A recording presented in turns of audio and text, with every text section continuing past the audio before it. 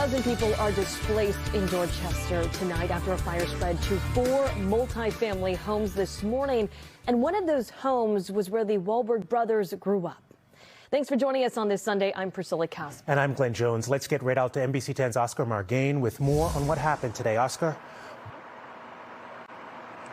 Yeah, guys, and the fire department says that wind, as you can see right now, is a major factor in spreading these flames. But this is what's happening right now. As you can see over here, crews are trying to move some of this wood over to the home that was affected by the fire so they can cover up the windows that were blown out. As you can see, that's brand new wood there, wood paneling to try to cover up those now empty windows. If we cross the street right over here, I can show you where the fire actually concentrated.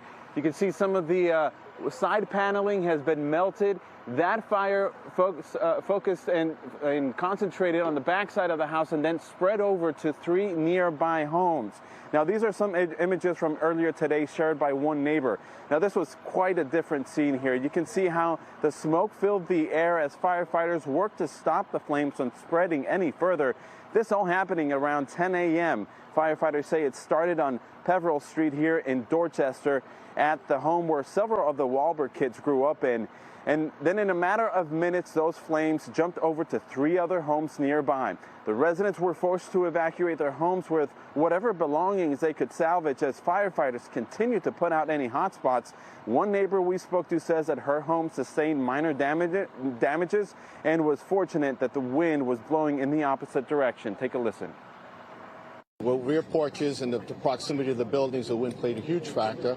It pushed the flames and the heat towards the other buildings and the sidings of the buildings. And I went out to our back deck and there were just flames coming out of the bottom unit. So I called 911. We just got out of there as quick as we could. I am so thankful for the firefighters that came because I think if they would have, come any later, we may have been worse off, definitely. Now we're told by firefighters that there were at least 9 people displaced here in total with all these 4 homes that were affected, and that also one firefighter did suffer minor injuries, but we're told he's going to be okay. The fire chief here estimating damages up to $2 million. We're live in Dorchester. Oscar Margain, NBC 10 Boston.